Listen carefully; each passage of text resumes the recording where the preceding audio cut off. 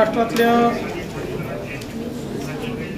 एकूण वेगवेगळ्या प्रकारे जी काही अतिवृष्टी चाललेली आहे, काही भागामध्ये पूरजन्य परिस्थिती आहे, मोठ्या प्रमाणात वारा जो आहे त्याचे देखील इव्हेंट्स होत आहेत।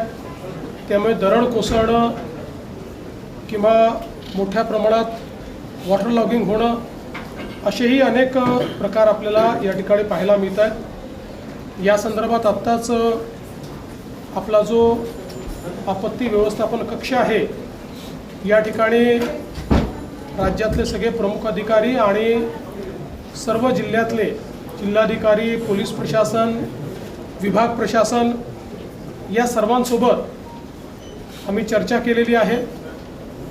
जी काही माहिती आहे ती माहिती त्यांना ऑलरेडी शेअर केली आहे। त्यानुसार त्यांनी काय प्लॅन तयार केलेले आहेत या संदर्भातली त्यांच्याकडनं माहिती जाणून घेतली आहे। त्यांच्या काही अडचणी असतील तर त्या समजून घेतलेल्या आहेत। विशेषतः मुंबईमध्ये आज 3 वाजतापासून हायटाईड आहे, भरती येणार आहेत आणि मोठ्या प्रमाणात या भरतीमुळे त्या कालावधीमध्ये जेव्हा पाऊस होईल त्यावेळी काही भागामध्ये वॉटर लॉगिंग होण्याची संभावना आहे। पण त्याहीपेक्षा महत्त्वाचं आहे की आज अतिशय जोरानं, ज्याला आपण सोसायट्याचा वारा म्हणतो किंवा अतिशय वेगवान वारा म्हणतो, अशा प्रकारे हा वारा या ठिकाणी वाहणार आहे। कालही दिवसभर जवळपास 40 ते 50 किलोमीटर प्रति तास अशा पद्धतीचा वारा व्हायला आणि त्यामुळे साधारणपणे 4 महिन्यात या जे काही आपल्याकडे वृक्ष पडतात त्याच्या अर्धे केवळ काल एका दिवसात 350 जवळपास वृक्ष एका दिवसात पडलेले आपल्याला पाहायला मिळाले। 450 वृक्षांच्या फांद्या पडलेल्या आपल्याला पाहायला मिळाल्या। आज त्याहीपेक्षा तीव्र गतीचा वारा हा त्या ठिकाणी वाहण्याची संभावना आहे। तो दुपारनंतर रात्रीपर्यंत वाहणार आहे आणि म्हणून सगळ्यांना आपण अलर्ट दिलेला आहे। विशेषतः ज्या ठिकाणी दरड कोसळू शकते असे एरियाज आपण वॅकेट केलेले आहेत।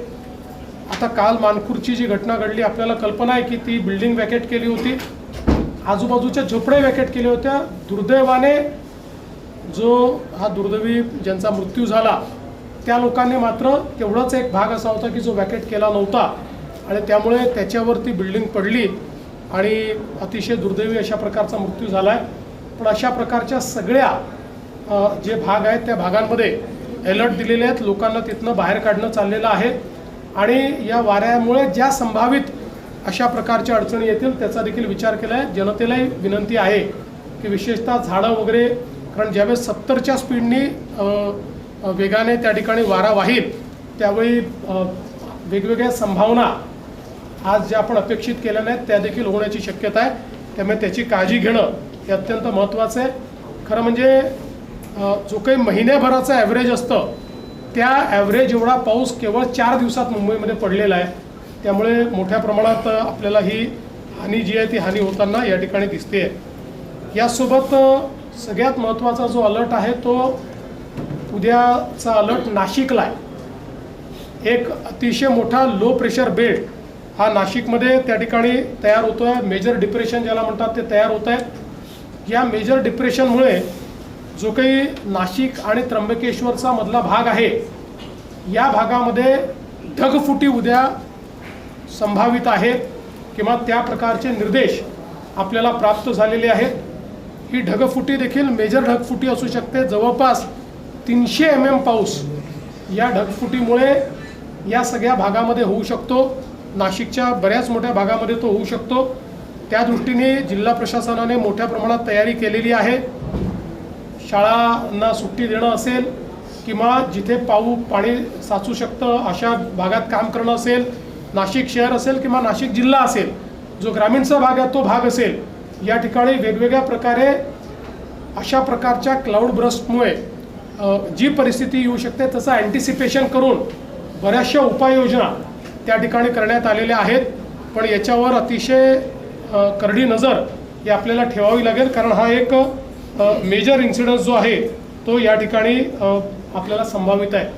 मुळामध्ये 8 तारखेपर्यंत सातत्याने आपल्याला हे सगळे अलर्ट्स आहेत.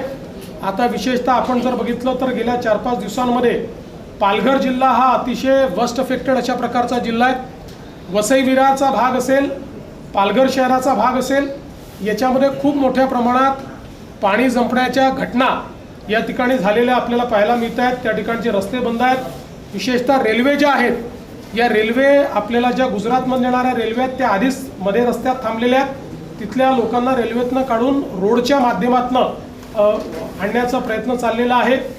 जो अहमदाबाद मुंबई नवीन त्या ठिकाणी हायवे आहे, त्या ठिकाणी काही भागांमध्ये मोठ्या प्रमाणात काम चालू असल्यामुळे पाणी साठलेलं आपल्याला पाहायला मिळतं आहे आणि तिथे रस्ता बंद झालेला आहे.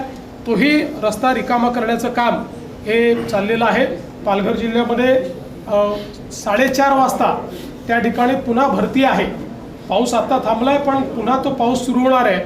त्यामुळे हा जो भरतीचा इव्हेंट आहे हा देखील आपल्याला अतिशय त्याच्यावर नजर ठेवावी लागेल, कारण त्यामुळे पुन्हा पाणी साठण्याच्या घटना या त्या भागामध्ये मोठ्या प्रमाणात होताना दिसू शकतील. रायगडमध्ये खूप मोठ्या प्रमाणात पाऊस आहे. रायगडच्या सगळ्या आपल्या पश्चिमी घाटाच्या भागामध्ये मोठ्या प्रमाणात पाऊस आहे. आपल्याला कल्पना आहे की कालही महाबळेश्वरचा भाग असेल, लोणावळ्याचा सगळा भाग असेल, या भागामध्ये प्रचंड मोठा पाऊस म्हणजे ॲव्हरेजपेक्षा कितीतरी पट जास्त पाऊस हा आपल्याला झालेला पाहायला मिळाला. सावित्री नदीने धोक्याची पातळी ओलांडली आहे, पण सुदैवाने त्याचं डिसिल्टिंग झाल्यामुळे धोक्याची पातळी ओलांडल्यानंतरही अजून शहरांमध्ये पाणी शिरलेलं नाही किंवा ते आपण थांबवू शकलेलो आहोत. पण अजूनही त्याच्याकडे लक्ष आहे. काही नद्यांनी जवळपास 4 ज्या महत्त्वाच्या नद्या आहेत त्या 4 नद्यांनी धोक्याची पातळी ओलांडली आहे. त्यामुळे त्यातनं ज्या काही अडचणी आहेत त्या दूर करण्याच्या दृष्टीने मोठ्या प्रमाणात त्याच्याकडे लक्ष देणं हे चाललेलं आहे. आपल्याला कल्पना आहे की मुंबई गोवा हायवे जो आहे याच्यावर कशेडीला एक फार मोठा लँडस्लाईड त्या ठिकाणी काल रात्री झाला. जवळपास एक डोंगरच पूर्ण कोसळून तो खाली आला.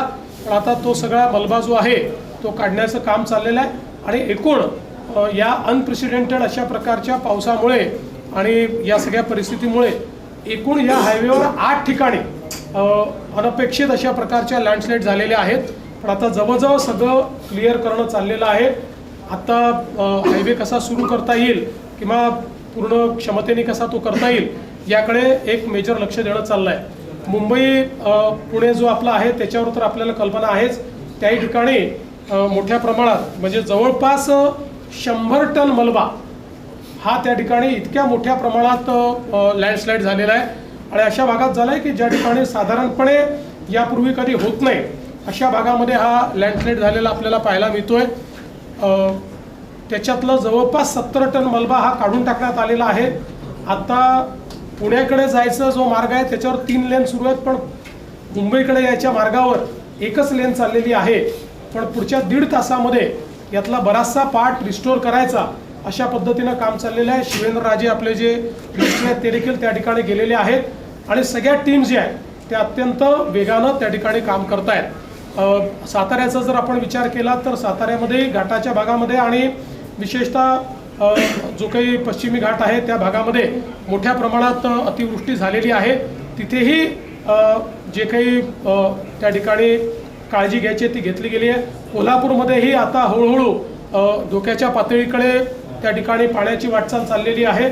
अजूनही लो लाईंग एरियाजमध्ये मोठ्या प्रमाणात पाणी शिरलेलं नाही, तिथेही आपण लक्ष ठेवून आहोत आणि तिथे पुराचा धोका जो आहे तो होऊ नये अशा पद्धतीनं तिथला देखील प्रयत्न जो आहे तो चाललेला आहे. पालघर जिल्ह्यामध्ये एक छोटं धरण आहे, त्याच्यामध्ये काही भागामधनं त्या ठिकाणी त्याचं पिचिंग निघून गेलेलं आहे. त्यामुळे त्या धरणाला कदाचित धोका निर्माण होऊ शकतो, म्हणून तिथले जे खालची गावं आहेत तिथल्या काही लोकांना इव्हॅक्युएट करण्याचं काम चाललं आणि पॅरलली तिथे धोका निर्माण होऊ नये या दृष्टीनं जे काही इमर्जन्सी उपाय करता येतात ते उपाय दुरुस्तीचे ते करणं देखील मला असं वाटतं चाललेलं आहे. एकूणच 8 तारखेपर्यंत ही सगळी परिस्थिती जी आहे ही आपल्याला अत्यंत लक्ष देण्यासारखी आहे. वारी सुरू होते. वारीच्या निमित्तानेही खूप मोठ्या प्रमाणात अतिवृष्टीमुळे इंद्रायणीवरचे 4ही पूल जे आहेत हे पाण्याखाली चाललेले आहेत. त्यामुळे वारकऱ्यांना ही विनंती आहे, आता वारी 10 तारखेला पुण्यात पोहोचते आळंदी आणि देहूवरनं, तर ती वारी तर आपण तिथे आणू, पण वारकऱ्यांनी आता तिथे न जाता पुण्यामध्येच आलं पाहिजे, कारण तिथे जाणं हे धोक्याचं आहे. त्यामुळे सगळ्या वारकऱ्यांना ही विनंती आहे की मोठ्या प्रमाणात देहू आणि आळंदीला जमा न होता त्यांनी जर पुण्यामध्ये ते आले तर अधिक सोयीचं होईल किंवा त्यातनं कुठलंही डिझास्टर होणार नाही. बाकी वारीकरता ज्या काही व्यवस्था करायच्या आहेत त्या मोठ्या प्रमाणात केल्या आहेत. आत्ता पावसाची परिस्थिती पाहून जास्तीत जास्त जर्मन हँगर्सच्या माध्यमातून वारकऱ्यांची व्यवस्था झाली पाहिजे आणि कुठेही त्रास होऊ नये या दृष्टीनं देखील जी काही व्यवस्था करायची ती राज्य शासनाने केलेली आहे. मला असं वाटतं की हे जे काही आपण अलर्ट्स सातत्याने या ठिकाणी देतो आहोत, ही आपली जी काही डिझास्टर मॅनेजमेंटची जी आपली इथला जो कक्ष आहे हा कक्ष 24 तास या ठिकाणी काम करतो आहे. आपल्या ज्या सचिव आहेत, सचिव महोदया असतील, सगळी इथली टीम असेल, हे सातत्याने सगळ्या जिल्ह्यांची, सगळ्या विभागांची आणि अगदी गाव पातळीपर्यंतचे अलर्ट्स आपल्याकडे आहेत ते गाव पातळीपर्यंत पोहोचवण्याचं काम हे या कक्षातनं होतं आहे. सोबत BMCचा कक्ष देखील त्याच पद्धतीनं काम करतो आहे. माझी सगळ्या नागरिकांना विनंती आहे की अनावश्यक प्रवास टाळावा. जो कालावधी सातत्याने आम्ही सांगतोय अति पावसाचा आहे किंवा जो कालावधी अधिक वेगानं धावणाऱ्या वाऱ्याचा आहे त्या कालावधीत रस्त्यावर येणं टाळावं. अत्यावश्यक असल्याशिवाय लोकांनी त्या ठिकाणी अशा पद्धतीनं कम्युटेशन करू नये अशा प्रकारची सर्वांना विनंती.